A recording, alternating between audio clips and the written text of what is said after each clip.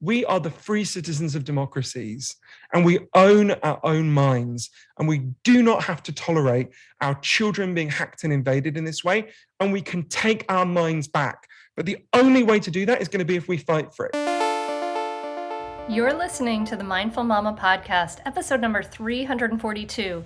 Today we're talking about the attention crisis in kids and parents with Johann Hari. Welcome to the Mindful Mama podcast. Here it's about becoming a less irritable, more joyful parent. At Mindful Mama, we know that you cannot give what you do not have, and when you have calm and peace within, then you can give it to your children. I'm your host, Hunter Clark Fields. I help smart, thoughtful parents stay calm so they can have strong, connected relationships with their children. I've been practicing mindfulness for over 20 years. I'm the creator of Mindful Parenting, and I'm the author of the best-selling book, Raising Good Humans, a mindful guide to breaking the cycle of reactive parenting and raising kind, confident kids. Welcome back to the Mindful Mama podcast. Listen, if you haven't done so yet, hit that subscribe button so you never miss an episode. And if you've ever gotten value from this podcast, please do me a favor. Go over to Apple Podcasts and leave us a rating and review. It helps the podcast grow more. We're closing in on almost 2 million downloads. This is because of you. So please help us go by leaving a rating and review. It takes a minute of your time, and I greatly appreciate it from the bottom of my heart. In just a moment, I'm going to be sitting down with Johann Hari. He is a writer and a journalist. He's written for the New York Times, Le Monde, The Guardian, other newspapers. His TED Talks have been viewed over 70 million times, and his work has been praised by an incredible range of people, from Oprah Winfrey to Noam Chomsky to Joe Rogan. He is the author of 3 New York Times best-selling books, including the newly released Stolen Focus, Why You Can't Pay Attention. And this is an incredibly powerful book, I have to say. I tore through this. In our fascinating conversation, we discussed some of the biggest shifts in modern society that have had detrimental effects on our attention and the attention of our children. And the good news is that each of these shifts can be corrected, but we have to decide that we really value our attention and fight for it. So I want you to listen for 3 important takeaways: why sleep and the food we eat is incredibly important for brain function, why childhood independence and exploration is so critical to optimizing attention, and the dangers of the technology and the endless scroll that's designed to steal our attention. Before we dive in, I want to let you know about a mindfulness challenge for parents that we are holding for free on April 26th to May 2nd, 2022. And if you would like to strengthen your attention, especially after hearing this episode, you will want to be part of this. I know you may have heard about the many benefits of mindfulness, but are you actually practicing it? It can help us calm our reactivity, and people in high-stress jobs everywhere, from active duty military to the NBA players to surgeons, they're practicing. Why not parents? So I've made it super simple to start. You can join my free 7-day challenge, mindfulness challenge for parents, at mindfulmamamentor.com/challenge. I encourage you to just go there right now, type it in, or go down to the link in the show notes and join this free 7-day challenge. It's April 26th to May 2nd. mindfulmamamentor.com/challenge. Now join me at the table as I talk to Johann Hari. So Johann, in the beginning of your book, you describe what is, to me, a nightmare for the mom of a 14-year-old. And it's just your trip with your nephew to Memphis. And you ask your nephew to kind of we're going to be a little bit screen free or something. I forgot how you said it before the trip. And then on the trip, he's checking Snapchat, and everybody's just sort of having this mediated experience, even in Graceland. Nobody's really present. And you use it as a vehicle to describe this crisis of attention that we have, that you've noticed all around us, and the great implications it has. What was it that, for you, that really brought this crisis to the forefront of your mind? Oh God, even hearing that story relayed back to me is making me feel stressed. Yeah, it was a real turning point for me. So for a long time, I've been thinking about attention because, frankly, my attention was getting much worse. With each year that passed, things that require deep focus, like having deep conversations, reading books, were getting more and more for me like running up a down escalator, right? I could still do them, but they were getting harder and harder. And I noticed this seemed to be happening to more and more people. I saw the evidence about this. It was quite shocking. You know, for every one child who was identified with serious attention problems when I was 7 years old, there's now 100 children who've been identified with that problem. The typical American office worker now focuses on only one task for only 3 minutes. But it was really this moment you describe, Hunter, that made me think, you know, I have to look into this. So I have a godson who I call Adam in the book. I changed a few details to stop identifying him. When he was 9, my godson developed this brief but freakishly intense obsession with Elvis. And it was particularly cute because he didn't know that Elvis had become this kind of cheesy cliche. So he was doing it with all this kind of heart-catching sincerity of a little boy who believes he's being cool. And when I tucked him in at night, he kept getting me to tell him the story of Elvis's life. And I tried to skip over the bit where Elvis dies on the toilet. And one night he looked at me very intensely and he said to me, "Johann, will you take me to Graceland one day?" And I was like, "Sure, yeah." In the way that you give promises to 9-year-olds, knowing, you know, next week it'll be Legoland or whatever. And he said, "No, do you really promise? Will you take me to Graceland?" And I said, "I absolutely promise." And I didn't think about that promise again for 10 years until so many things had gone wrong. He dropped out of school when he was 15, and by the time he was 19, he seemed to just spend all his time alternating between WhatsApp, YouTube, porn, Snapchat. His life was just this blur of these things. And one day we were sitting on my sofa, and I was trying to talk to him all day, and there was just nothing was getting any traction in his mind. And I suddenly remembered this moment from all these years before, and I said, "Hey, let's go to Graceland." He was like, "What are you talking about?" He didn't even remember this thing that happened all those years before. But I said, "No, we've got to break this numbing routine. Let's get out of here. Let's go to Graceland. Let's go all over the South. But you've got to promise me one thing, which is that when we leave the hotel, you'll leave your phone in the hotel, because there's no point going if you're just going to be staring at your phone all day." And he absolutely promised. I could see it excited something in him. And 2 weeks later, we flew from London Heathrow to New Orleans. And a couple of weeks after that, we arrived at Graceland. And when you get to the gates of Graceland now, it's even before COVID, there's nobody to show you around. What happens is they give you an iPad and you put in earbuds and the iPad shows you around. It says go left, go right, whatever. And in every room you go into, there's a picture of that room on the iPad in front of you. So what happens is people walk around Graceland just staring at their iPads. And I'm walking around getting more and more tense because no one is looking up, right? And we get to the jungle room, which was Elvis's favorite room in Graceland. And there's a Canadian couple next to me. And the man turned to his wife and he said, "Honey, this is amazing. Look, if you swipe left, you can see the jungle room to the left. And if you swipe right, you can see the jungle room to the right." And I thought he was joking, so I burst out laughing. I thought it was a really funny joke. And I turned to look at them and they're just swiping back and forth. And I said, "But hey, sir, there's an old-fashioned form of swiping you could do. It's called turning your head, because look, we're actually in the jungle room. You don't have to look at a picture of it. We're actually there." And they looked at me like I was completely insane and backed away. And I turned to my godson to laugh about it, to go like, "Isn't this funny?" And he was just standing in a corner looking at Snapchat, because from the minute we landed, he could not stop. And I went up to him and I said, "Look, I know you're afraid of missing out, but this is guaranteeing that you'll miss out, right? You're not being present at your own life. You're not showing up at your own life. This is no way to live." And he stormed off, very familiar to lots of parents listening. And I found him that night. We were staying at the Heartbreak Hotel, which is across the street. And I found him that night. And he was sitting by the swimming pool, just staring at his phone. And I went up to him and I apologized and I said, "I'm sorry." And he was looking at his phone and he just said, "I know something's really wrong here and I don't know what it is." And that's when I thought, okay, I need to figure this out. So I ended up going on a big journey all over the world for 3 years, using my training in the social sciences at Cambridge University to interview over 200 of the leading experts on focus and attention. And what I learned from them is there's scientific evidence for 12 factors that can make your attention better or can make it worse. And loads of the factors that can make your attention worse have hugely increased in recent years, particularly for our children. And we've got to understand our attention didn't collapse. Our attention has been stolen from us. And once you understand the factors, the 12 factors that are stealing it, we can begin to deal with them.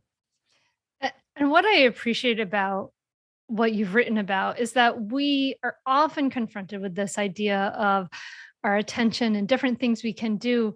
But what I so appreciate about your perspective and the way you look at it is that you were not looking at it from this individualist lens. You're looking at it from this very holistic lens.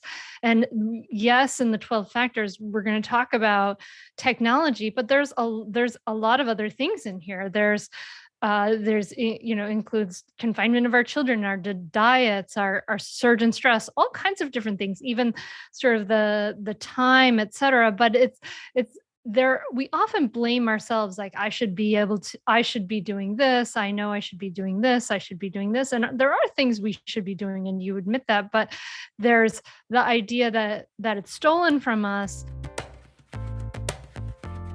Stay tuned for more Mindful Mama podcast right after this break. The most thing that I was struggling with was yelling. And even though I was reading all these parenting books and listening to webinars and doing all those things, it wasn't changing. In fact, it was getting worse. I'm able to pause a lot more before responding. Well, the coaching calls were awesome. That was probably my favorite part of the course. That day when I'd listened to the coaching call, I was a much, much better parent that day. I loved it all. I got so much out of it. Like, it's the best thing I did. It's not one and done. It's a daily practice every day. I'd say definitely do it. It's so worth it. The money really is inconsequential when you get so much benefit from being a better parent to your children and feeling like you're connecting more with them and not feeling like you're yelling all the time or you're like, why isn't things working? I would say definitely do it. It's so, so worth it. It'll change you. Get on the waitlist for Mindful Parenting at mindfulparentingcourse.com. That's mindfulparentingcourse.com. Can you kind of explain this idea of the attention economy and why it's so hard for us to take some of those steps that we know we should do? I really appreciate you saying it that way, Hunter, because for me, at the start of this journey, I really just blamed myself, right, for my own attention problems. I was like, well, you just don't have enough willpower. You're not strong enough. Why aren't you strong enough? Why aren't you good enough, right? And I sort of looked at my godson and thought, well, there's something wrong with you, right? But what I actually learned when you really dig deeply into the science of this is what's happening to us at the moment is it's like someone is pouring itching powder over us all day and then leaning forward and going, hey, buddy, you might want to learn how to meditate. Then you wouldn't scratch so much. And you want to go, okay, I'll learn to meditate, but you need to stop pouring itching powder on me, right? So these deep factors that are invading our attention, and this is particularly important for children, because this is playing out in a more extreme way for children. These factors are bearing on them worse. And if you don't develop attention when you're a child, it's going to be much harder to develop it as an adult, right? So it's particularly important. And I think that it's interesting because I like the way you put that then about it being systemic in relation to all these factors. So the way I began to think of it is, when I started working on the book, I thought it would be primarily a book about the aspects of our technology that are designed to hack and invade our attention. And there are many such aspects, and they are really harming us. And I talk about the solutions in the book. But actually, the way I started to think about it is, if you picture this technology as a virus, to use now a very familiar metaphor, if you picture this technology as a virus, right, it's got its own power. And it would have been powerful at any time. But it came along a moment when our immune system for attention was really down, when loads of things had already changed that would made us even more vulnerable to this thing that came along. So we've got to deal with both. We've got to deal with the aspects of the tech designed to hack our attention. We've also got to deal with our immune system. So that can sound a bit fancy and weird and abstract. So I'll give you a very concrete example that everyone immediately understands. Children now sleep 85 minutes less than they did a century ago. Adults sleep 20% less than we did a century ago. And I interviewed the leading sleep experts in the world. And Professor Dr. Charles Czeisler, who's at Harvard Medical School, arguably the leading sleep expert anywhere, said to me, even if nothing else had changed, even if the only thing that had changed is we sleep 20% less, that alone would be causing a really serious attention crisis for us and our kids. And of course, it's not the only thing that's changed. Think about how much more likely you are to kind of mindlessly scroll through TikTok for hours if the night before you didn't get a good night's sleep, right? But many of us are chronically sleep deprived. 40% of Americans get less than 7 hours sleep a night. We are chronically sleep deprived. Only 15% of us wake up feeling refreshed, which is staggering. 15% of us, right? And I interviewed a lot of experts about why is sleep so important to attention. In fact, they've shown if you stay awake for 19 hours, which doesn't sound like very much, your ability to pay attention suffers as much as if you had got legally drunk. So this is a huge force that is weighing on all of us. It's this like achievement-oriented thing, right? This achievement-oriented society, this like push to get more done in fewer hours that is pushing this. And also as well, you even described the economic impact of like, if we did get enough sleep, that was boggled my mind. I was like, well, I mean, I get enough sleep. I'm one of the rare people who does, but like, that we would lose X amount of dollars because people would be spending less on Amazon or whatever because we'd just be sleeping. It's crazy.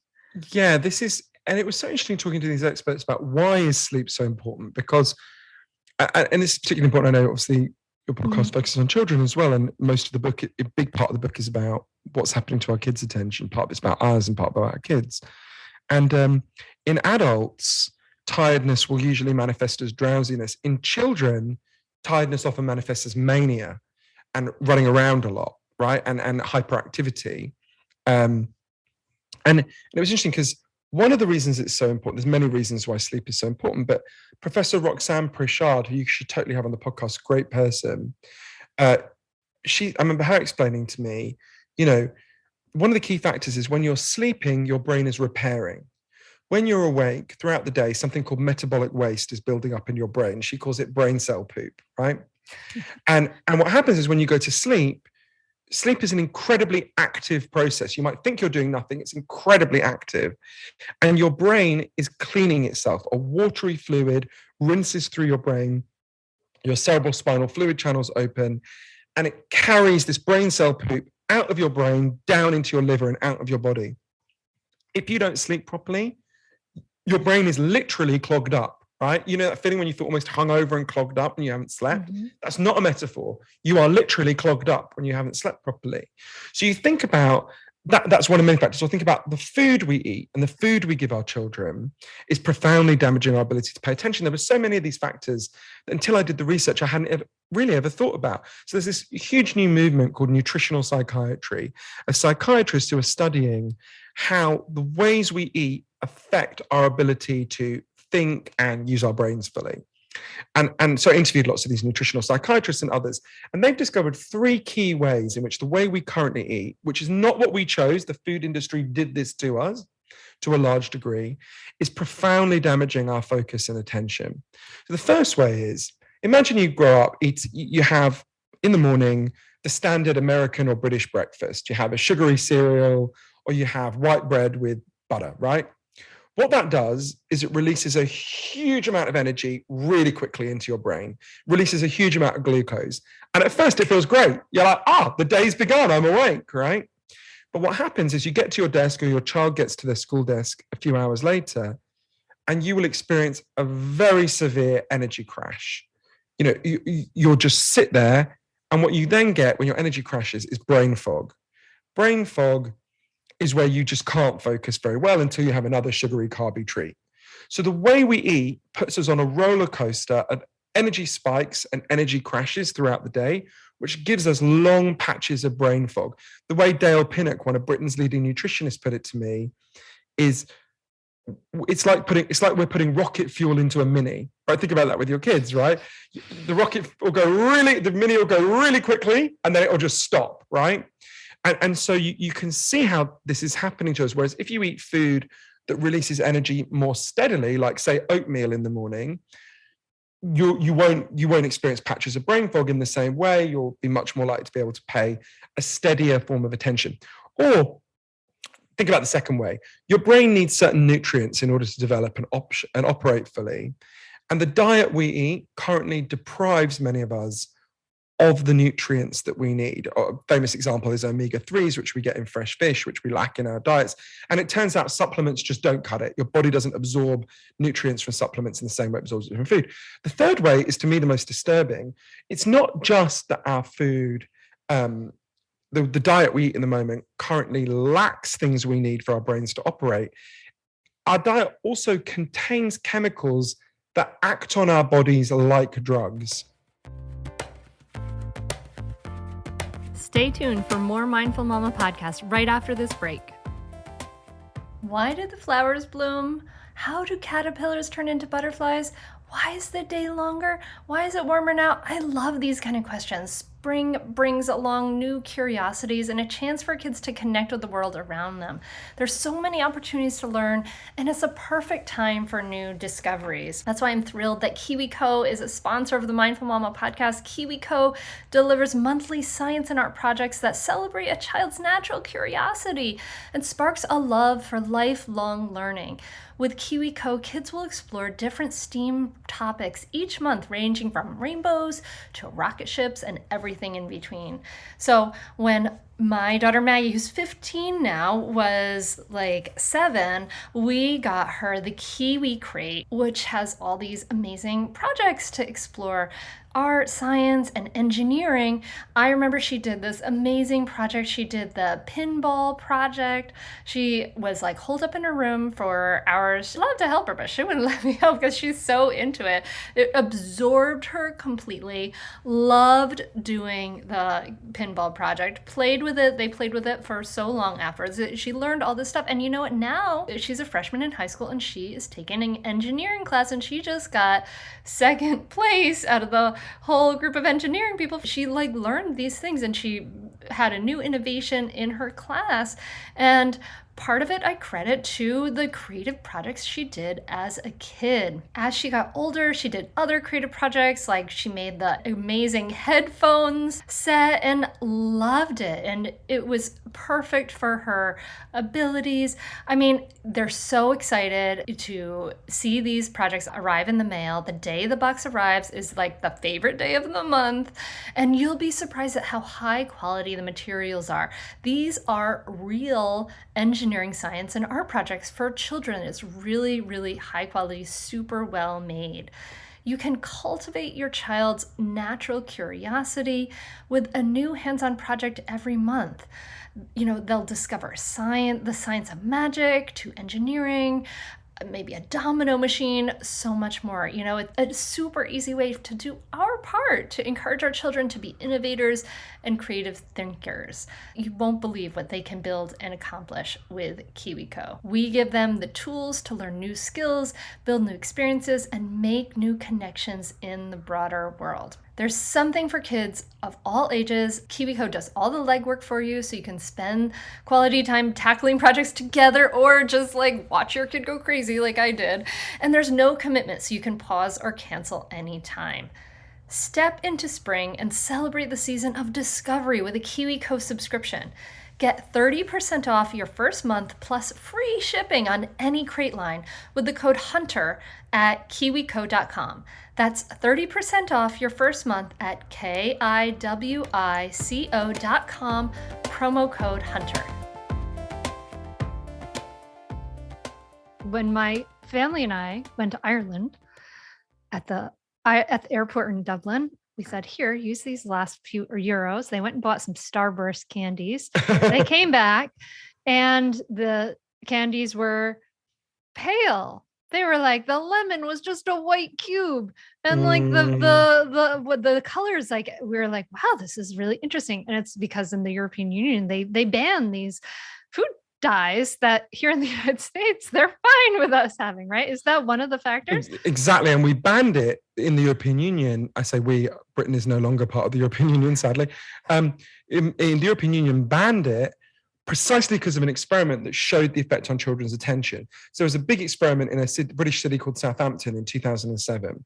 So what they did is they got 297 kids and they split them into 2 groups. And the first group was just given water to drink. And the second group was given water laced with loads of the food dyes that appear in all kinds of food you get at the supermarket, candies, all kind of things. And then they monitored the kids. And the kids who consumed the food dyes were significantly more likely to become manic, to become hyperactive, to not be able to pay attention, which is why in the European Union, they then banned all these food dyes. But in the US, they have not been banned, right? I'm sure that's one reason why there's a big gap between European and American rates of ADHD in children.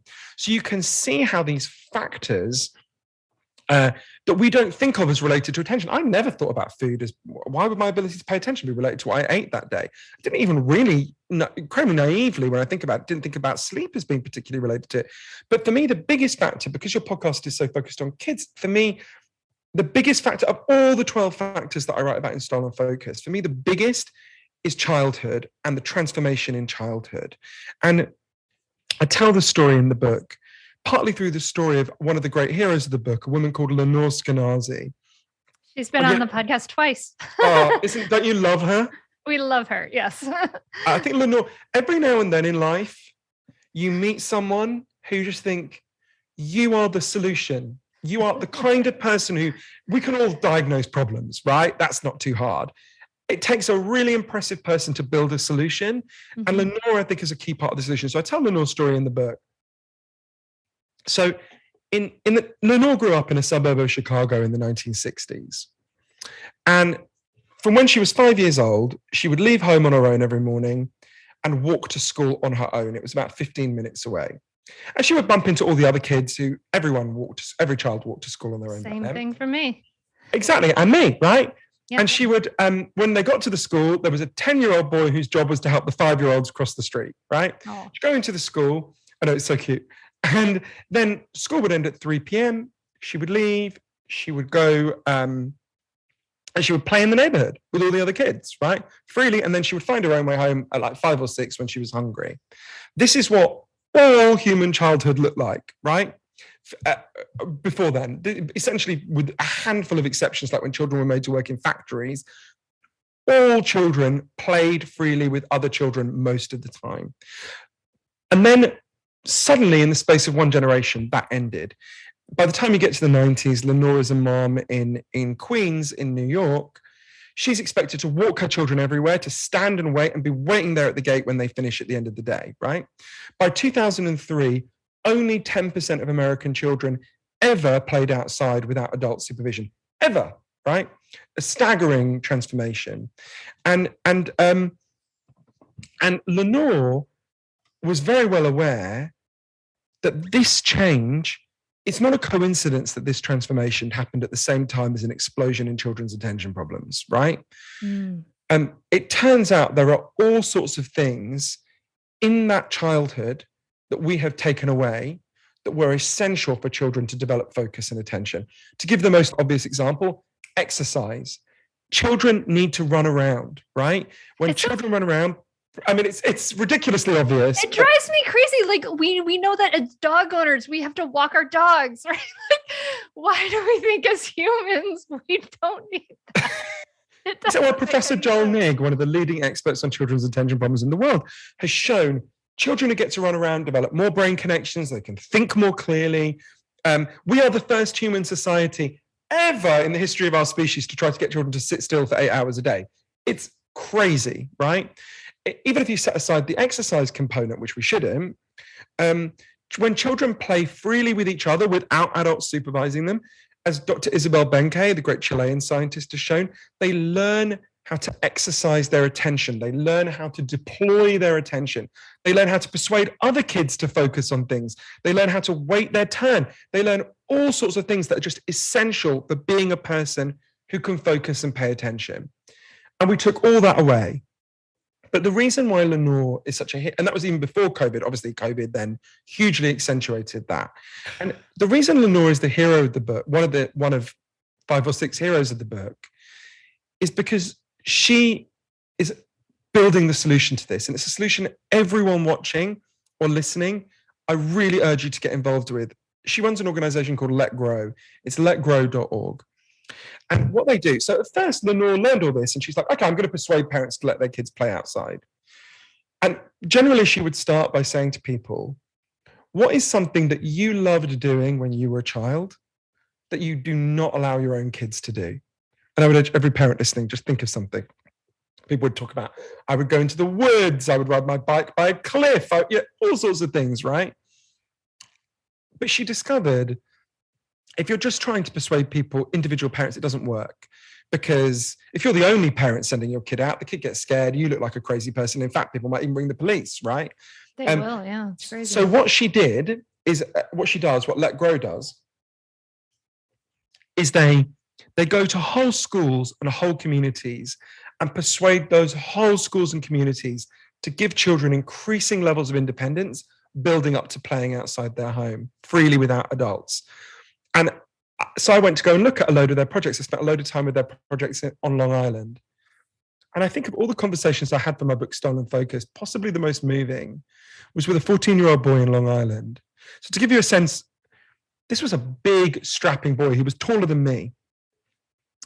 And until this program had begun, I think 9 months before, his parents had never let him out of his home on his own. He wasn't even allowed to jog around the block. I asked him why, and he said, my parents are scared of all these kidnappings. That was the phrase he used.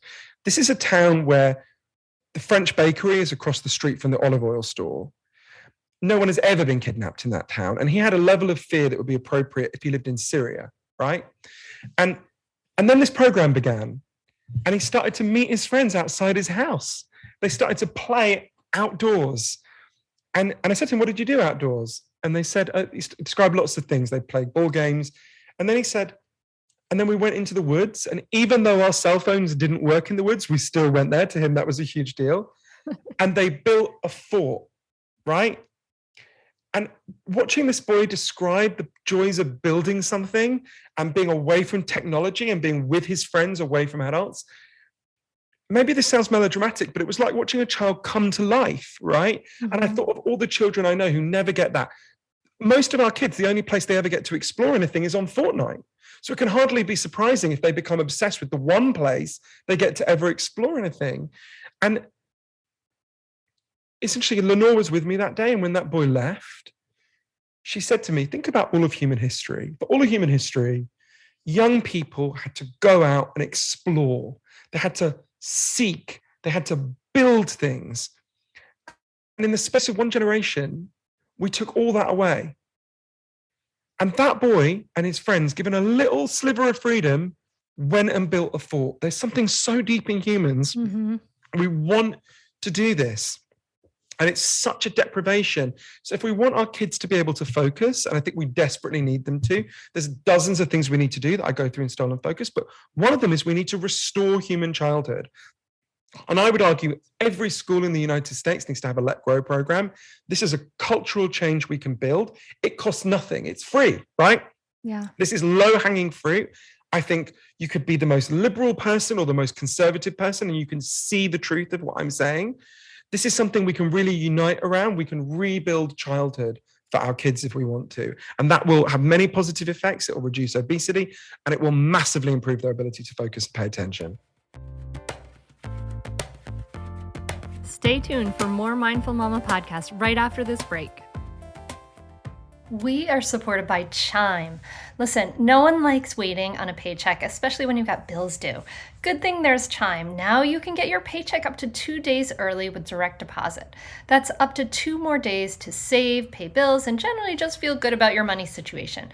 But Chime is more than just getting paid early. It's also an award-winning mobile app, checking account, debit card, and optional savings account. So what are you waiting for? Hopefully not your paycheck. Get started with Chime today. Applying for a free account takes less than 2 minutes. Get started at chime.com/hunter. That's chime.com/hunter. Banking services and debit card provided by the Bank Corp Bank or Stride Bank NA, members FDIC. Early access to direct deposit funds depends on payer. And I love what you point out in Stolen Focus about how, like, with the pandemic, we had been kind of like the frog in the proverbial pot, where it had been getting warmer and warmer and warmer and warmer as far as our lives changing. It seemed like that. Maybe it's just a generation, but it seems like that.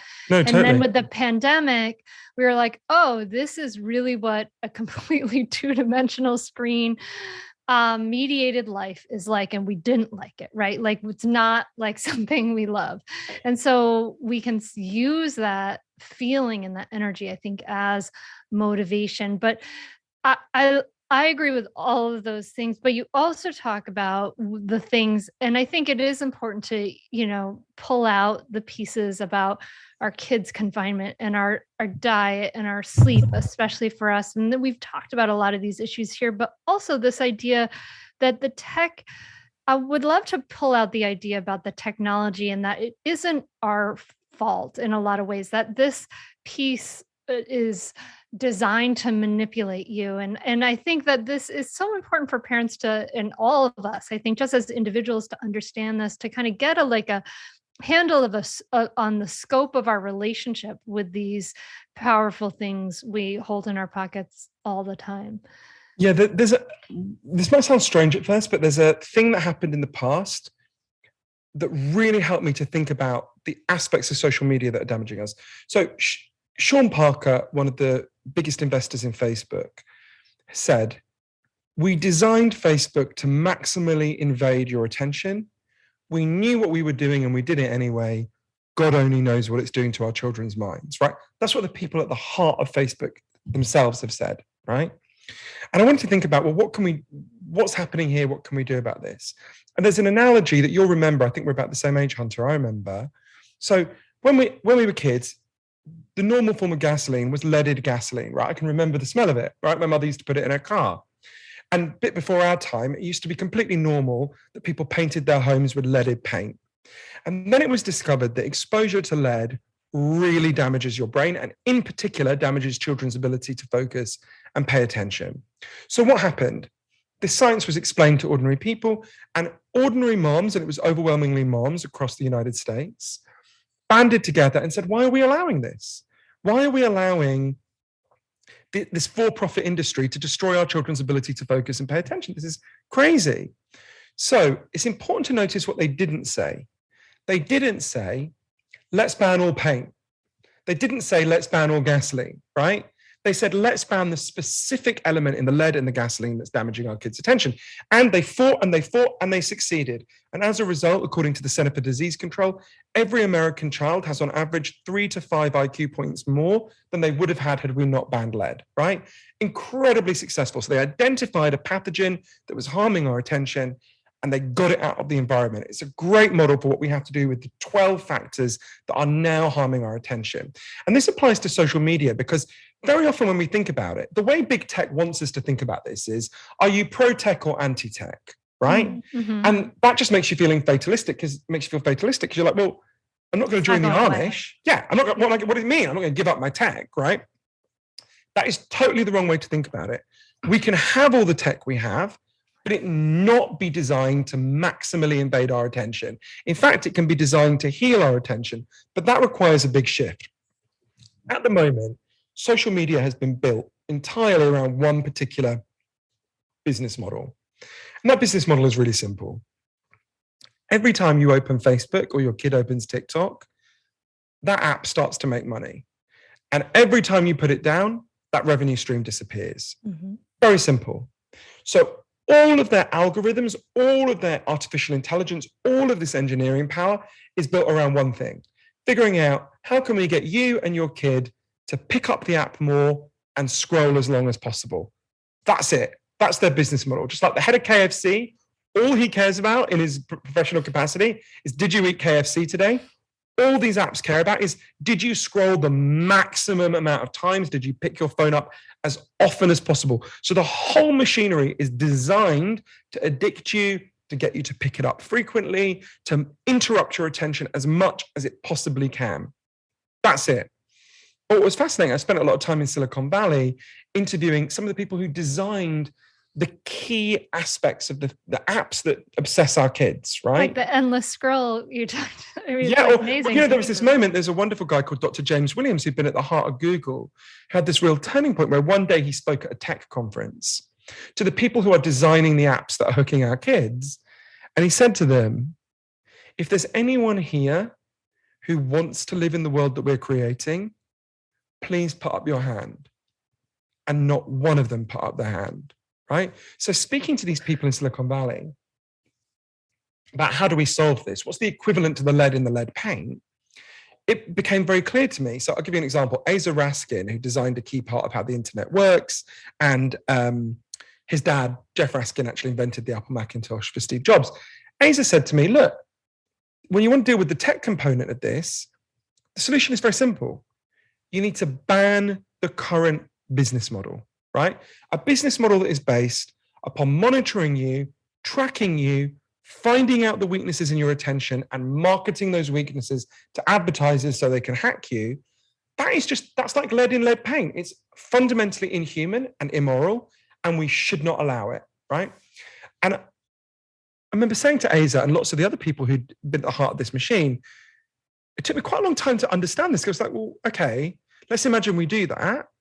What happens the next day when I open Facebook? Would it just say, sorry, everyone, we've gone fishing? He said, of course not. What would happen is they would have to move to a different business model, which crucially would work on our attention in a completely different way. So everyone listening has an experience of one of those two business models. The first one is subscription. We all know how that works. HBO, Netflix, you pay a certain amount and you get access to Facebook or TikTok or whatever it is. The other option is something that literally everyone listening has experience of, which is think about the sewers. Before we had a sewer system, we had shit in the streets, we got cholera. So we all pay to build the sewers and maintain the sewers, and we all own the sewers together. So you own the sewers in Cincinnati, I own the sewers in London. We own the sewers in common, right? Now, it might be that like we own the sewage pipes together, we want to own the information pipes together because we're getting the equivalent of cholera for our attention. But whatever alternative model you choose, the key thing is all the incentives change. At the moment, the sole business incentive is let's get Hunter and her kids to scroll as much as possible. That's one of the reasons why my godson was in the degraded state he was in. But when we move to these different business models, the incentives are different. At the moment, you are not the customer of social media. You are the product they sell to the real customer, the advertisers. But if we move to subscription or some form of shared ownership, suddenly you become the customer. So they have to ask, okay, what does Hunter want? Oh, Hunter wants to be able to pay attention. Let's design Facebook to heal her attention. Oh, Hunter wants to meet up with her friends offline. Let's insert a button that says, I'd like to meet up with my friends, anyone nearby. Let's make it so that instead of getting people to doom scroll through each other's photos, it encourages them to look into each other's eyes face to face. This is very technologically easy to design. It could be done tomorrow, right? But the incentives have to change. And just like the lead industry was never going to one day go, you know what, guys, I think we've made enough money. Let's stop poisoning kids, right? That's not how it works, right? They had to be made to do it by a movement of ordinary moms. I argue in the book, what we need is an attention movement. Just like we needed and need a feminist movement to reclaim women's bodies and lives, I argue we all need an attention movement to reclaim our minds. And it requires a shift in consciousness. We need to stop blaming ourselves or asking solely for little tweaks. There are lots of things we can do as individuals. I'm passionately in favor of them. I talk about dozens of them in the book. But we've also got to take on the forces that are doing this to us. And to do that, we need to realize we are not medieval peasants begging at the court of King Zuckerberg for a few little crumbs of attention from his table. We are the free citizens of democracies, and we own our own minds, and we do not have to tolerate our children being hacked and invaded in this way, and we can take our minds back. But the only way to do that is going to be if we fight for it. It's not going to happen on its own, right? We have to decide that we value attention and we have to fight for it. And if you want to think about why we need to value attention, I would just say to anyone listening, think about anything you've ever done in your life that you're proud of, whether it's starting a business, being a good parent, learning to play the guitar, whatever it is. That thing that you're proud of required a huge amount of focus and attention. And when focus and attention break down, your ability to achieve your goals breaks down. Your ability to solve your problems breaks down. This is why it's so heartbreaking to see a child who can't focus, because you know they're not going to be effective in the world. We don't have to tolerate this happening to us. These are very recent changes, right? We can put them right.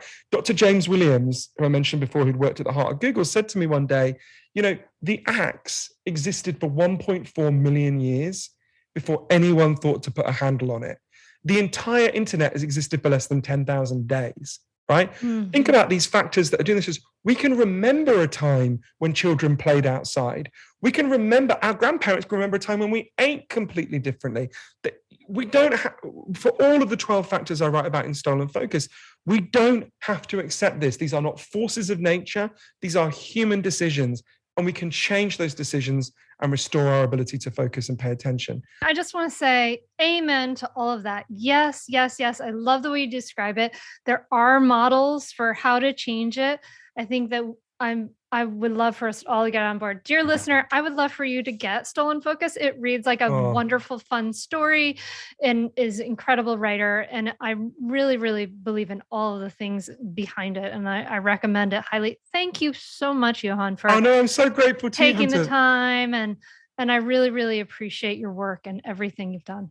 I know it sounds ironic, but I really appreciate you paying attention to the book in this way. And I'm really grateful to you. And I'm also meant to say people can also get the book as an audiobook or a physical book if they want. And this has been so great. Thank you so much, Hunter. Wow, what a powerful conversation, right? There's so much there. I really recommend his book. And we need to be protecting our attention. I really want us to start to shift the way things are, right? It's incredibly important, right? Because what we pay attention to, this is like what creates our lives. It's crazy. So listen, if you love this episode, please do me a favor. Share it on your Instagram stories and tag me in it at Mindful Mama Mentor. And you might as well follow me there and fill your feed with awesome mindful parenting inspiration. So share it on your Instagram stories and let me know your thoughts and your takeaways. And I'm wishing you a great week. Listen, my friend, spring has sprung here. I'm looking at this little pot of tiny daffodils on my desk and loving it. They're so cute and cheerful, and I think the last cold spell has left Delaware. I'm knocking on wood right now, and I think it's getting nicer here. So I hope that you have some little pieces of joy to enjoy wherever you are. And I hope you'll join me at the Mindfulness Challenge for Parents on April 26th. So I thank you so much for listening. I'm so glad you were able to join me for this episode. Again, love to see your takeaways. Share it on your Instagram stories. Tag me at Mindful Mama Mentor. And I will give you a little high five there. And I'm wishing you a great week, my friend. Thank you so much for listening. Namaste.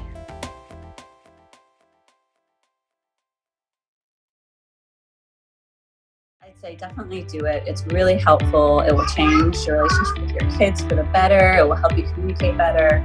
And I'd say communicate better as a person, as a wife, as a spouse. It's been really a positive influence in our lives. So definitely do it. I'd say definitely do it. It's so worth it. The money really is inconsequential when you get so much benefit from being a better parent to your children and feeling like you're connecting more with them and not feeling like you're yelling all the time or you're like, why isn't things working? I would say definitely do it. It's so worth it. It'll change you. No matter what age someone's child is, it's a great opportunity for personal growth and it's a great investment in someone's family.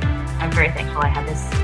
You can continue in your old habits that aren't working, or you can learn some new tools and gain some perspective to shift everything in your parenting.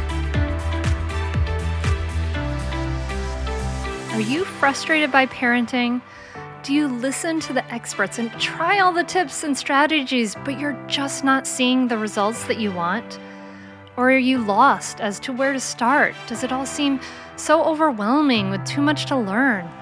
Are you yearning for a community of people who get it, who also don't want to threaten and punish to create cooperation? Hi, I'm Hunter Clark-Fields, and if you answered yes to any of these questions, I want you to seriously consider the Mindful Parenting membership.